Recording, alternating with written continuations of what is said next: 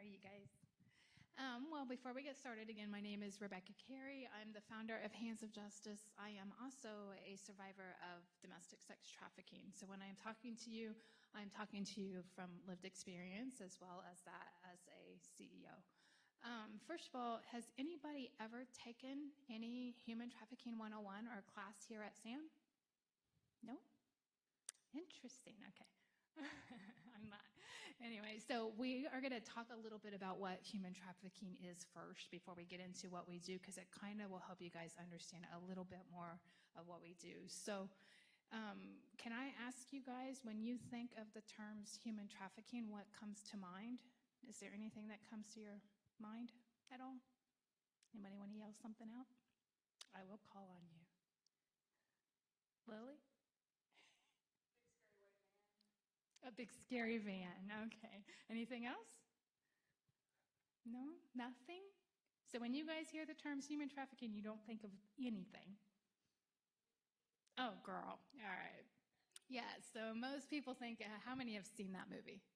Yeah, it's a horrible movie. For entertainment, great. When you're talking about the realities of human trafficking, especially here, the worst movie ever made, because when most people watch that movie, that's what they think it is. And we're going to talk about what it really is. So there is a national definition for human trafficking. It's kind of confusing sometimes when you read it. So in layman's terms, it is the exploitation of a person for labor or commercial sex by means of force, fraud, or coercion. Does that make sense? If one of those three elements is not in play, it's technically not considered human trafficking. And again, if you're a minor, anybody under the age of 18 who's being forced, who's being tricked, which is fraud, or blackmailed, coercion, they are automatically considered a victim. Make sense? Okay, keep that in mind when we talk about some of this right now. I'm going to share with you some national stats as well as some local Houston stats so you guys can understand the enormity of what's going on all around you, okay? So, can you read that? Sex trafficking or modern day slavery is 10 times greater today than it was during the transatlantic slave trade. Anybody want to guess why that is? Make you guys think today. Yeah? Correct.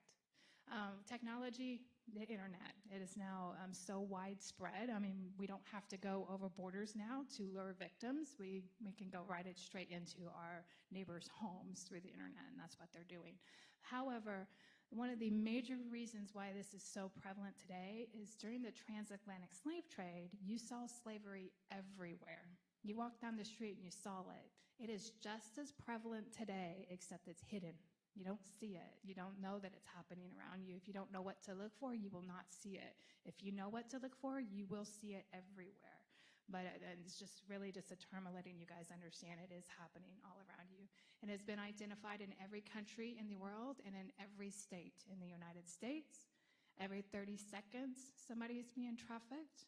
There's anywhere from 20.9 to 45.8 million men, women, and children being trafficked worldwide every year. You notice the big discrepancies in numbers there? And that's because researchers know for a fact that there is at least 20.9 out there, but because it's so underreported and because people disappear in this lifestyle, that they really suspect it's more 45.8 million men, women, and children being trafficked. That's a lot of men and women out there, right? So keep that in mind. That's how huge this is. It is the second largest criminal industry in the world. However, within the next 4 years, they do say it will surpass to be number one, meaning the selling of people is going to be the number one criminal industry in the world. It is a $150 billion annual industry. However, I've seen numbers as high as $320 billion. And that's more than all of the NFLs put together, along with Google and Apple, guys. That's a lot of money that is coming through something like this. For every 1,000 individuals, there are 5.4 victims. Does anybody know how many students are on this campus? Yep. 21,000. So do the math. Every 1,000 of those 21,000, there are 5 potential victims on this campus. Again, if we don't know what to look for, we don't know that that's actually happening, but it is. 70% of those victims are women. However, men are now being victimized, not now, but it's being more and more prevalent and talked about. About 30 to 35% of these cases are men as victims. How many of here actually even ever have heard about men and being victimized this way? Okay. Very few people even acknowledge that that is happening to men, and they're starting to come out with that this year and the last couple of years and talking about it, which is great. The internet is the number one way that not only is a person being recruited, but is also the number one way that a person has been sold. Anybody ever heard of Backpage.com? No? And you all have heard of Craigslist though, right? Okay. Backpage.com is just like Craigslist, except they have whole sections on their website where you can go on and purchase a man, a woman, or a child. And it's not legal, but it's also not illegal because there's no laws to stop it except for the SESTA, which was passed by the Trump administration as the Stop Enabling Sex Trafficking Act, and it holds entities online liable if they know that sex trafficking is happening on their website. And so that's a good law that was passed. We're trying to shut these pages down. Backpage was actually shut down, I want to say 4 or 5 years ago, and the CEOs were prosecuted. However, since then, they have moved that overseas, and we can't touch it. So laws are trying to do the work to cover this, but it's so broad on the internet now that we don't have them to protect these men and women, children. There are about 3 million children being trafficked worldwide. The average age for a young female to be introduced into sex trafficking is about 14. The average age for a male is about 11. All right. Keep in mind, anybody ever heard of familiar trafficking? Yeah? Familiar trafficking is literally the exploitation of children by their own family members. And it is actually the number 2 way, second largest way that sex trafficking is happening in the United States. Children being trafficked by their loved ones, or family, not really loved ones if you want to look at it that way. So mothers, aunts, uncles, grandparents, they're selling their loved ones. 41% of those children are under the age, 41% of these cases are kids being trafficked by family, and about 80% of that 41% is 10 years and younger. Okay? Did you guys know that? Yeah. Most people, how many people in here think that this is an immigration problem? Yeah? Kind of? On the cusp? Well, we talk about the border, especially here in Texas, and they would like you to believe that about 600 to 800,000 of immigrants are coming across the border and being trafficked, which in reality, they have no idea what the number is of immigrants coming across the border and being trafficked. They're speculating, and that it's made it very, very political. So a lot of times we want to explain to you guys that the majority of those that are being trafficked in the United States, 83% of them are United States citizens, okay? It's a big dose of reality that people don't want to make this political when it really is the subject that should be nowhere near politics. And then we get to only about 2% of all cases involve abduction. You just heard about the little white van or the movie Taken. Most people associate trafficking with abductions. This is not a crime where little white kids are being snatched up off the streets and locked into basements, okay? But that's what the news and that's what TV and social media want you to believe, right? Again, about only 2% of all these cases involve abductions. The majority of these cases are kids that are being groomed and lured and tricked into it or flat out blackmailed, okay? Do you guys hear that? If there's anything I want you to walk away from today is that abduction is very, very minuscule when it comes to trafficking, okay? All right, only about 1 to 2% of that 45.8 million will be rescued. I'm one of the lucky ones, 1 to 2%. And less than 0.1% of traffickers will ever be prosecuted. And the reason is because it's very, very hard to prove force, fraud, or coercion for an adult. And also, again, there's a lot of reasons why prosecution will never happen. I mean, the person could be too scared to go. They could have threats on their lives. There's a lot of different reasons, but that number is way too small for the amount of people out there being trafficked. 2 out of 3 victims that are lucky to get out of it have no clue that there are services available to help them. They have never seen a self-help or a help resource, which is really sad because that's what we do, and we have seen the other side of it and the hope that they can have. But if they don't know it's available, and they won't ever get the help they need. That's why this stuff is kind of important. Not only educating about it, human trafficking, but educating about the resources available to these victims out there. We're going to talk about Texas really quickly and what it looks like here in our own home. Houston is in the top 5. In the coming years leading up to this one, Atlanta, Georgia was the #1 city in the United States for trafficking. However, as of this year, Houston is back to being #1. Okay, that's really a sad, sobering thing. There are 2,900 men, women, and children being sold in the city limits of Houston every single day. And just do the math on that one. Every single day, 2,900 people. Most victims, about 1 out of 5, I believe is the stat, there it is, will pass through Houston at some point because all of the major highways go right through Houston. Does that make sense to you guys? Plus, we're close to the border. Plus, we're a port city. There are about 400 illegal brothels functioning as massage parlors. Y'all heard of those? Yeah? There's about 9,000 of these nationwide. However, they are growing rapidly because, again, there's very few laws that are targeting these places. These are legitimate, not illegitimate businesses that look like massage parlors or nail salons, but they're really functioning brothels. We can talk about that later if you want to. There are about 313,000 victims in the state of Texas. Again, I'm sorry, 25% of human trafficking happens in Texas. That's simply because we are one of the largest states, the second largest state, and we have some major cities here, obviously. Again, about 313,000 victims right here in the state of Texas, with 79,000 of them being children. Okay? It's pretty sobering to think about, right? Am I doing this wrong? There we go. The one thing we'd like to explain, because of familiar trafficking fastly growing, many children will continue to go to school, to go to church, to play sports, do all these things while they're being trafficked. Does anybody want to guess why that might be? And we're talking about the familiar trafficking.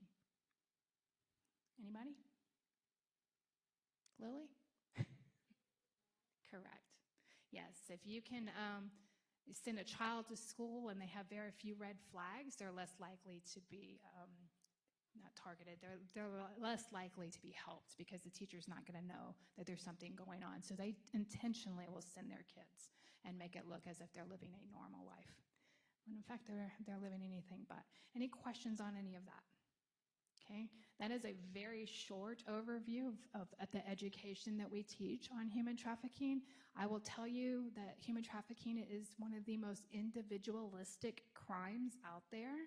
If we say that it looks like the movie Taken, and that's all we ever talk about, then majority of the victims out there will never identify as a victim because they think that's what it looks like. Does that make sense? I was sitting in a classroom here at CM Houston when I self-identified. This was 7 years ago. I had no clue that what had happened to me was considered human trafficking. And that psychology class had a whole section on human trafficking. And I had never heard those terms before. And by the time I went home, I realized that is exactly what had happened to me. And I was able to self-identify. But they did a really good job of teaching the fact that every single story is different, if that makes sense. Which also means if my story is different than the person before me and the person after me, that my healing journey is going to be different, and my coping mechanisms to deal with my trauma are also going to be different. Does that make sense? Okay, there's a reason I'm bringing that up, and we're going to get to it. Again, Hands of Justice is a survivor-led anti-trafficking nonprofit located here in Conroe, not here, in Conroe. We provide economic empowerment for survivors, and we're going to talk about what that is and why that is so important. But I will tell you that the men and women that walk through our doors, we treat them like family because we've been there, we know it. Every one of my employees is an overcomer, and most of our volunteers work diligently every day with these men and women. So what is economic empowerment? Why is it so important? Economic empowerment, if you understand society, which I'm sure all of you do, there are obviously different levels of economic growth. And a lot of people that are put in lower class, middle class even, and then the high class. And there's disproportionate with poverty as well as diversity. And unfortunately, those very things that are out of some of these people's control often lead them to the very things that are going to traffic them later because of vulnerability status. Does that make sense? Okay. My point is traffickers are experts at targeting those people with vulnerabilities. Anybody in this room not have a vulnerability? Good. You didn't raise your hands. What that means is every single person in this room is subject to being vulnerable to something like trafficking. I came from a really good family, and again, I was trafficked when I was 21 years old. So I wasn't exempt just because I was no longer a teenager, and I wasn't exempt because I came from a good family. There's always things that made me vulnerable and will make you vulnerable to possibly being a target. Economic empowerment just happens to be one of them, or the lack of economic empowerment. Why it's so important is because if these men and women, if we can't get them to a place where they no longer are vulnerable in society, those things will consistently return them back to the life, drop them right back off where they were before. So a couple of things. When you hear about a victim going and getting help for something like this, majority of people think that the victims go into residential facilities. Is that what you guys have in mind? You've heard of safe homes for safe? Most people think that's what happens. Once a victim is rescued, they go into these safe homes, and they're there for 2 years, and then everything's honky-dory. When in truth, residential facilities cater to a very small percentage of victims. How many in here are really looking into going into this field? Okay, good. And have you ever had a chance to go to a residential facility, a safe home, and look around? Well, we can do that if you guys want sometime. But the thing is, I want you guys to understand is I love residential facilities. I love safe homes for victims when it's right for the victim. And a lot of the times, safe homes are not conducive to these survivors' lives. For instance, I want you to keep this in mind when we go through this. When I self-identified 7 years ago as a full-time student, I had a full-time job and I'm married. For me to go into a safe home, I would have had to give up my job, give up school, and leave my husband for 1 to 2 years to go and get help in a safe home. Does that make sense to you guys? Not really. Because I needed some services, but those weren't the services that I needed. And a lot of the times, another factor is children. There are very, very few homes, safe homes for mothers with children that have survived this. So again, what we're doing is they're great for those that they're great for, but the majority of these victims are out there doing life on their own after having survived severe trauma, and they have no resources. So we came in and we said, what's the gap here? What can we do to fill these gaps and get them the services we need? The other issue is self-identification. It took me 15 years after my abuse to understand that what had happened to me was human trafficking. And again, by that time, I was married and working jobs. Most of the women and the men that we work with self-identify way later than coming right out of something like that and then understanding what has happened to them. Does that make sense to you guys? Okay, so when they're self-identified, by the time they might be in a completely different place than they were before, mentally and physically, and they don't need a safe home. or again, they're going to have to give up stuff to do so. And we're talking major stuff. Again, there's not enough beds in nation. I think nationwide there's about 2,400 beds for survivors of trafficking. And we just talked about the fact that there's 313,000 victims right here in the state of Texas. So you can see the problem there. The other thing is we could put them in homeless shelters. We could put them in safe homes for domestic violence. But unfortunately, and we have to do that sometimes, but a lot of times we like to keep them separate. If that makes sense, they have a whole intentional care plan that they specifically need sometimes, and mingling the two sometimes doesn't work very well. So again, we have to think about the fact that there's only 2,400 beds. Does that, guys, give you an understanding of the problem with residentials? Good, because why we're talking about that is for you guys to understand why places like Hands of Justice are even more important. We are not a drop-in center. Do you guys know what a drop-in center is? Anybody heard of the Landing in Houston? No? It's almost the same thing what we do, except they are right down on the heart of Bissonnette Street in Houston, which is the strip of for prostitution and sex trafficking down there. So these men and women, if they need it, they can drop into this place to get a safe place, to get essentials, to get things that they need. The difference between us and them is we're not a drop-in center. You have to make an appointment with us. Other than that, it's pretty much the same. But we're going to talk about why it's so important for these places. We're going to go through this real quick. There we go. This is a quote from a client of ours who actually went through a 2-year program at a residential. And she said, I'm trying to survive day to day. I'm just now starting to realize my potential. And she's getting ready to go back out there in the real world and doesn't feel equipped to do so. So what do you do with somebody who has already gone through 2 years program and they're getting ready to go back on the streets and they don't feel equipped to do so? You send them to somebody like us, and that's where we pick up the pieces. We are helping those that have never gone into residential facilities or who have gone through residential facilities and who need the continued support after that. Does that make sense? Okay. And I'll tell you why. Trauma, if anybody's ever survived any kind of severe trauma, never goes away. So just because somebody graduated at a 2-year program doesn't mean that they're automatically healed and ready to take on life. It is a lifetime journey, and that's what we provide, is support long-term. We do not age out as a nonprofit. Unfortunately, residentials do a lot of the times. They will have a CAPA. If you're like 46 years old or older, they won't house you. Well, that's telling that 46-year-old that she no longer matters because she didn't heal by the time she was 46. Does that make sense to you guys? It shouldn't.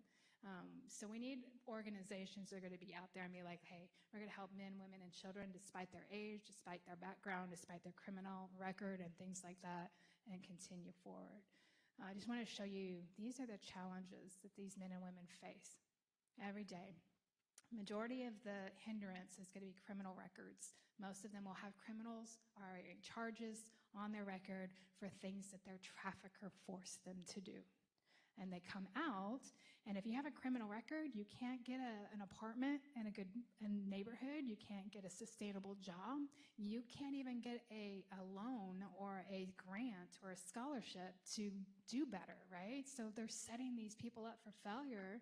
And we need to educate employers as well as landlords on trafficking and the results of trafficking so that these people can be a little bit more open to the possibility that just because they have a record doesn't mean that they are a bad person, right?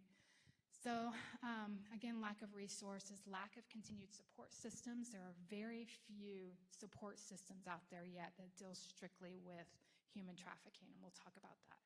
And then funding for places like Hands of Justice is almost nil. For us to get grants for Hands of Justice is impossible sometimes, which is kind of sad because we really are picking up the pieces. It's starting to become more and more prevalent. Hopefully we will see some of that in the future, but obviously as a nonprofit, you're not doing this to get rich. You aren't going to make money from it, but you can't also sustain a business without funding. So moving on from there, I'm going to share with you, how am I doing on time? Okay. Again, Hands of Justice is an anti-trafficking nonprofit run by survivors for survivors. These are all of the programs that we help. Our center is the Economic Empowerment and Resources Center located in Conroe, is one of the first of its kind in the tri-state area. And we're starting to see, we're kind of some of the first of its kind in other states as well. Because again, even though there's like the drop-in center down in Houston, it's not necessarily survivor-led. It's not necessarily even survivor-informed, which is a big deal. Right? You can't talk to a class of people if you aren't listening to those same people. Right? So that's a big difference. So we decided to take on a different approach. We offer advocacy, case management, survivor-led support groups, which we'll talk about, trauma therapy, anywhere from job skills, life skills, boundaries, you name it. We have a Dignity Boutique up there we'll talk about, and then we're starting a new social enterprise, and then also we will help with emergency cases of like housing as well as funding for rent or transportation. So talk a little bit about advocacy or case management and trauma. Anybody in here wanting to become an advocate or a case manager for this kind of stuff? Can I ask the three that raise their hands for human trafficking or interest in it, do you know what you're leaning towards working in, or are you still thinking about it? Still thinking? I'm looking at you back there, yeah? Same here? Still thinking? Well, hopefully this will give you a little perspective of what's available. But advocates can be anybody. Our advocates either have a 4-year degree or they have lived experience. As a rule of thumb, if you have lived experience, you don't necessarily need to have that 4-year degree because that experience kind of makes up for that. We kind of like to have both if we can, but our two main advocates, one is actually a student here and graduates in May, and she will become full-time with us after that. And then one is a lived experience expert, is what we call her. How this works with advocacy is we will get a referral from either another nonprofit, from law enforcement, and most of the time word of mouth from girls. They fill out a referral form, which is a needs assessment. And we're going to look at this form, which asks every question in the book. But what we're doing is we're figuring out what is their individualistic needs that they have that they need help with now.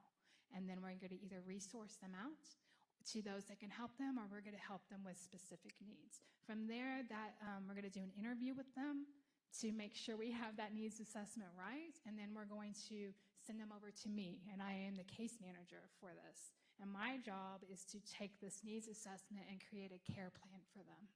And we're going to look at those needs. So for instance, if they need legal help, we're going to find them, we're going to hook them up with the Joseph's Project. Anybody ever heard of them? Nope. Well, you will if you go into anti-trafficking, but they're really good about doing pro bono work nationwide for legal problems of any kind. We have 4 young ladies that are having their records completely expunged through the Joseph Project, which is life-changing. Some of them have had 6 or 7 felonies on their records, or misdemeanors. So for them to be able to do something like that is fantastic. Anyway, that's my job, is to create that care plan and help them implement it. And then from there, we have, trauma therapists on our campus. We have 5 therapists, and they are all, experts at trauma. Anybody heard of EMDR? Yeah? Wow. Accelerated resolution therapy? No? Okay, anybody in here wanting to go into trauma therapy?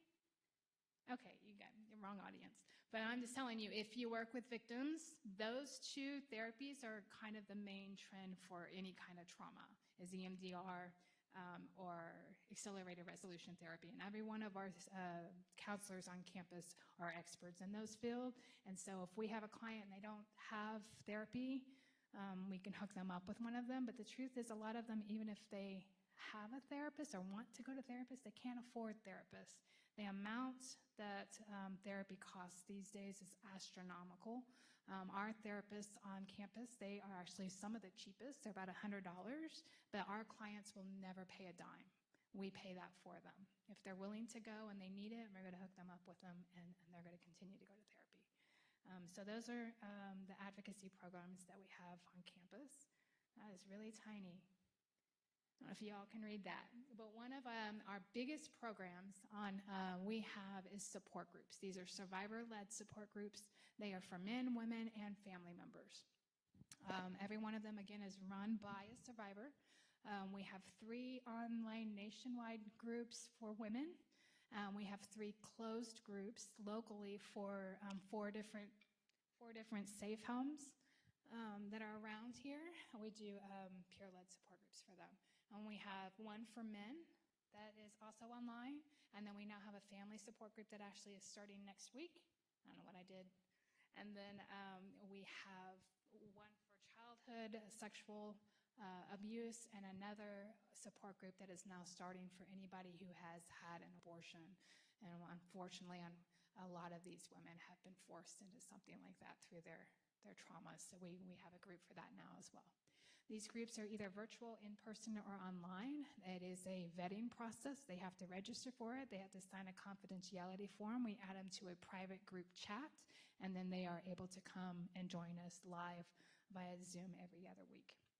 This is one of the only programs that I know of that does this, which shocks me because there's support groups for everything nowadays, right? Why don't we have more of these? So we started it, and it's becoming more and more prevalent. I think we're getting ready to start 2 more already because they're growing so rapidly. So if you know somebody that needs something like this, then all they have to do is to go onto our website, fill out the form, and then I'll contact them from there. Any questions on that? One thing I do want to reiterate is that we're not therapists. We don't pretend to be therapists. I think everybody knows that nowadays you hear the word trauma about 50 times a day. Everything's trauma-focused or trauma-informed. We love that, but we think the trauma aspect of trafficking needs to be dealt with their trauma therapist. And as a support group, we're really looking at healing-centered approach, meaning we are focused on the here and now and the future. Does that make difference? We don't pretend to be therapists. We don't diagnose. We don't do anything. We're very adamant about training our overcomers to get that so that we're not stepping over boundaries. Our scholarship program is another one of our big ones. We probably have given out about 84 scholarships, full scholarships in the last 4 years, maybe 3 years. But that's a big program. We give about $1,500 per semester per survivor, depending on their need. I know that doesn't sound like a lot for students here at SAM, but for somebody, and the majority of these men and women will start at a community college because they want to start small and work their way up. $1,500 normally will cover tuition and books at a community college, so that helps. And we will do anything from GEDs to certifications to college. We help with books, we help with school supplies, we buy laptops, anything educational we will help with.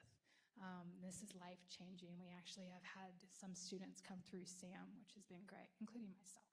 So, all right, social enterprise is one of our new programs that's getting ready to start. This is we have been doing this in the last couple of years, offering resume writing, interviewing, job skills, life skills. But now, anybody ever heard of a place called Mercy House? Yeah, just one? Okay, basically they have some homes, safe homes for pregnant trafficked women over in Uganda. And what they have done is they've taught these women a trade, like making a purse or making candles or something. And then they bring those products here and they sell it in their store, and it's located in Tomball. And then they have another one in Magnolia. Lily got to go see their warehouse a couple weeks ago with my staff just to see how they do. But we are starting to produce products too and teach these girls a trade. So not really something that can keep them sustainable long term, but it teaches them values in so many different ways, and it brings in income in the meantime. For instance, we have a young lady who's in witness protection until her case is done. And in the meantime, she can't work. So what does she do? She happens to also be very talented. So she's making candles for us. She's making tons of products actually for us. And now we're partnering with places like Mercy House, as well as Freedom Studios, which is in South Dakota, a couple in San Antonio, and another one in Alabama here very soon that are going to be carrying our products, which is awesome, because then that means that they can get some money. So that's where that's headed. So if you follow us at all on Instagram or anything like that, you'll see that this is going to be out there soon.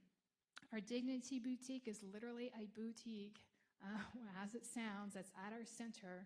The difference between ours and most everybody else's safe house is we don't take anything used. Everything is brand new. We don't think these men and women deserve anything less. We also don't have the storage to take everybody's throwaways, you know what I'm saying? So we just take new stuff.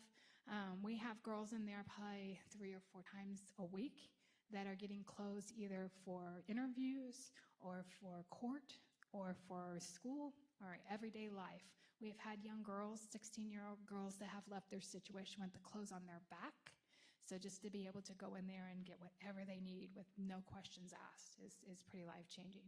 If we have a girl walk into our center who's having a really bad day, I stick them in that room, and they come out with a smile on their face. So we think it's valuable, and we know it is for them. All right, education and outreach is a huge one of our programs. If anybody's ever educated or wanting to come to a Human Trafficking 101, or you have a chance to take a human trafficking class here, do. It's, again, education is knowledge, it's power. If we don't educate the community about human trafficking, if you guys don't know what to look for, then we can't help anybody. Because if you guys don't know the signs for it, you don't know what to do. If you do see it, then that's going to be a problem. Make sense? So I would highly encourage you either coming to one of ours, since we're the closest, or talking to Dr. Clevenger about, do we have a class on that this semester or next?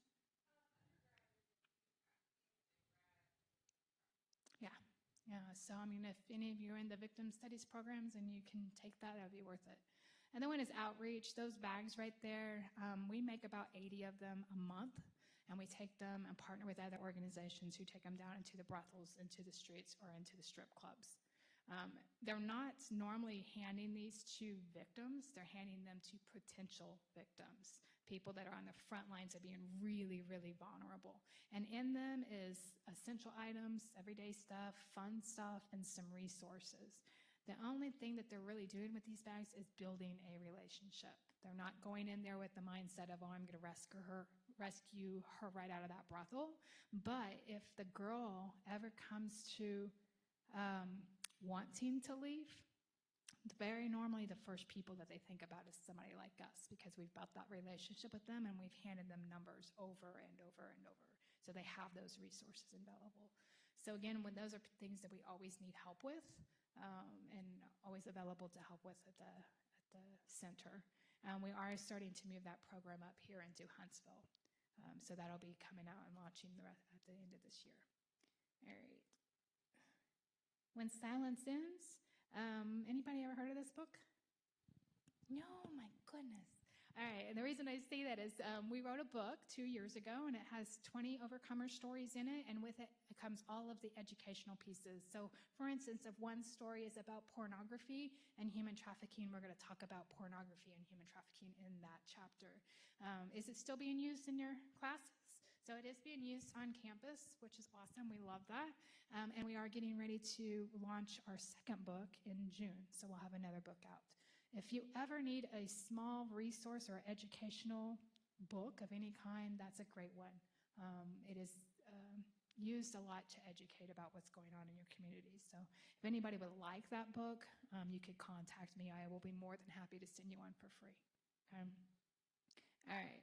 College internships. So how are we doing on time? I'm sorry. Still good? Okay. We do have internships at our facility, and I'm going to let you hear from one of them in a minute. So you can either do a one-semester internship with us or an all-year internship. We only require you to be at our center 1 day a week for about 3 hours, sometimes, give or take, and that's a Monday normally. And then you have an optional second day. So Lily she comes up on Monday and Tuesdays. And once she graduates, then she goes off to bigger and better things, and we just get sad. Anyway, you also have to go to trainings, and you do have to help with occasional events. For instance, we have our big fundraiser next week is a fashion show. It's a really fun event, and all of my interns are going to be involved in some way. We've had 5 interns this semester, and they have been the best interns. I'm not just saying that because she's sitting here, but honest to God, the best interns we have ever had in the 2.5 years that we've had interns, and we'll be very sad to lose them. But that means we have doors open now for others to come in and take their place. If you are interested in an internship with us, it is unpaid, and unfortunately, that is just the realities of nonprofit work. We are barely paying the bills sometimes. We can't pay for an intern to come in. That's why we ask just that one day of a couple. Anyway, so if you're interested in human trafficking, especially the ones that are thinking of going into it, come talk to me. I would love to see how you can get involved as an intern. But come on, Lily. She's just going to tell you a little bit of what she does as an intern. Hello, everybody. My name is Lily, and I've been an intern at Hands of Justice this semester, but it's been an amazing opportunity, and I've learned so much from the amazing staff, and that goes from sitting with the advocates and walking through the intake process and learning what that looks like from that side, and then also sitting in on the meetings, seeing how things work, helping anywhere we can, if that's making stuff to go on the social media, or even organizing boutique, or sending emails to different people to reach out for donations and all that stuff. And they've also given us the freedom to work with different programs ourselves. And the interns, we are working on a program to reach out to local businesses in the community for partnerships and with tier programs for donations, so they can make donations, and we'll put them on our social medias, put them in our newsletters, and build that connection. And that can be through financial donations or even just services. So when we have events, flower shops can donate flowers for the events, which is amazing, or caterers, foods for events. So yeah, it's been a great experience. And we actually had a event a week or 2 ago where it was all women's self-defense class, where we paired with Combat One, which is jiu-jitsu self-defense gym. And it was so awesome because we were able to set up the booth, and all the women that came, their tickets, that money went to fundraising for us. And we were able to teach them self-defense and inform them about what we do and the statistics on human trafficking. And it was really amazing to see, because most of these women in this group were mothers, and they, like you said, taken, or the scary white van, like that's what most of them see it as. So it was a great opportunity to educate and spread awareness about social media for their kids, and like where to look for and what to look for and how to be aware. And yeah, so even seeing that and seeing the changes in the people in just that group, it was just amazing to see. So yeah, highly recommend looking into the internship if you're interested. All right, so I think we got about 10 minutes left, so I just want to open it up to any questions. I am an open book. Oh, are you telling me otherwise? Okay, sorry? Okay, yeah. I'm an open book, so there's not anything that you're going to ask me that's going to offend me. If it was somebody else, I would probably be a little protective of them, but I do this all the time. So if you have a question and you want to ask me, this is the time to do so. So anybody? This is a quiet crowd. Yes.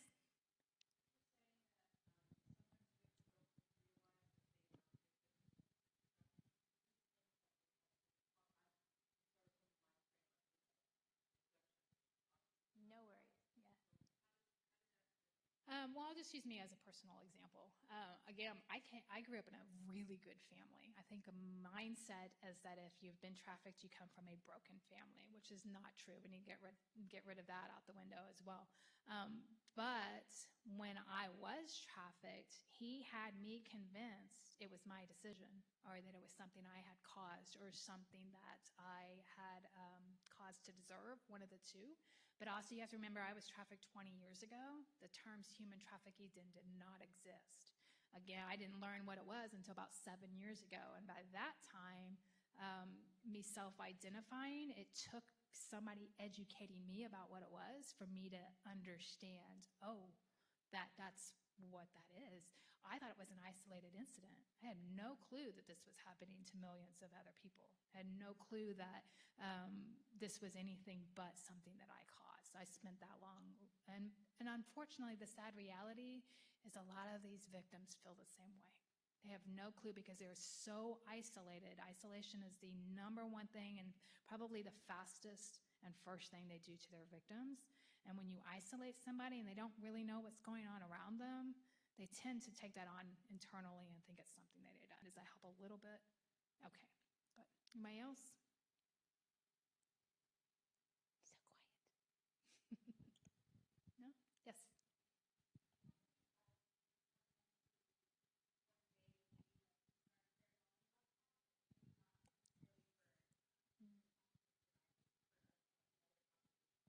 You want the real honest answer on that?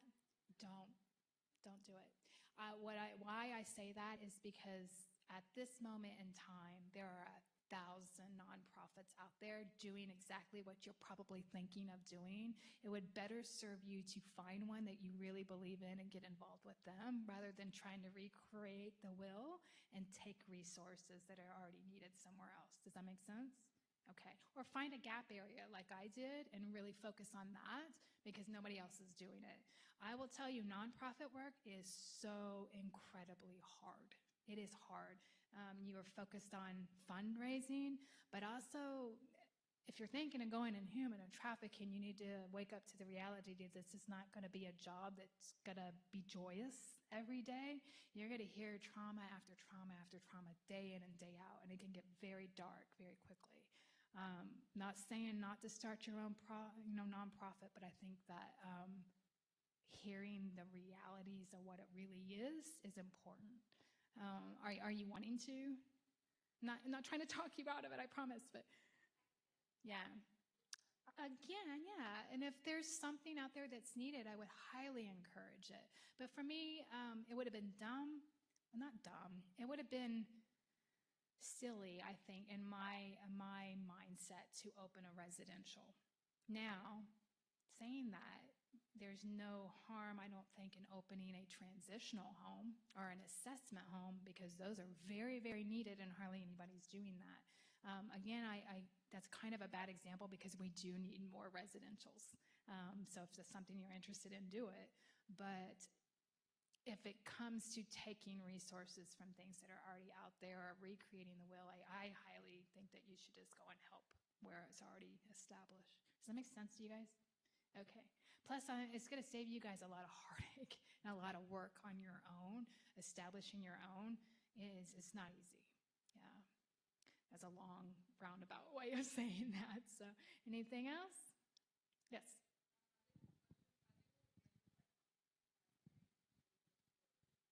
I'm sorry? Oh, self-care, girl.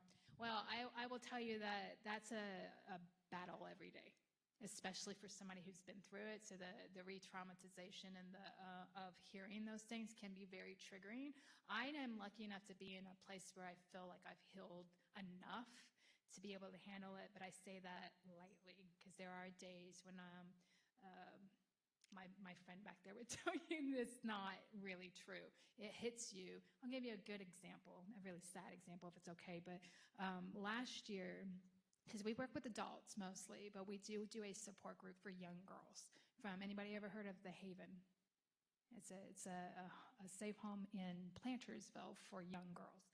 And they come to our center once a week. And we had 2 girls there that we had formed very deep relationships with. And they had the opportunity and they took it and they ran. And when they ran, they disappeared off the radar. We were told that one of them was dead, and we were told the other one was found. They knew where she was, but they weren't going to go in and get her. She was 15 years old, and they weren't going to go in and get her. We had to fight for them to finally go in and get her. When they got her, she was so strung out, 3 months to 4 months later, so strung out that she was in kidney failure and heart failure, okay? This is a young 15-year-old kid that now weighs almost 70 pounds, who, when she went in, was a healthy weight, if that makes sense. The reason I'm telling you this is they found her and they were able to bring her home. And then we still had to grapple with the fact that the one that we were really, really close to was presumed dead. That's really hard on us. That's very hard. It was still, those cases give me nightmares because you know that girl ran from our center. First thing you're thinking about is what could we have done better? What could we have done different to keep them there? But you can't strap these kids down. You know, if they're going to run, they're going to run. The good news is last week we found this girl. She's been rescued and she's home and she's going to start healing. Considering that 7 months ago we were told she was dead and then now she's rescued, we have to think about that and focus on that part of it rather than the fact that she may never have been found. Does that make sense? So we very rarely see the end result or the hope that comes, well, I get to every day. I'll just say that. I do work with victims every day, and I see their hope stories every day. So I'm the lucky one that gets to see that. But most people working in anti-trafficking will never see that. They don't know the end result. So you have to find ways that are okay for you and focus on the stories you do know of hope. Does that make sense? Okay. The other thing that we have to do is constant self-care. Constant. For me, that looks like if I'm home on the weekends, turning my phone off and literally just spending time with my family or going and walking in the woods or something like that. Having a alone time where I'm not just working and thinking about it 24/7 because it will consume you. It's one of those things you have to be very cognizant about. You guys, I'm sure, have heard about all that before, trauma and how it can be re-traumatizing, even to those that aren't victims. If you're dealing with these stories day in and day out, it will affect you in some way. Yeah. All right, any other questions? I think we're close to time here.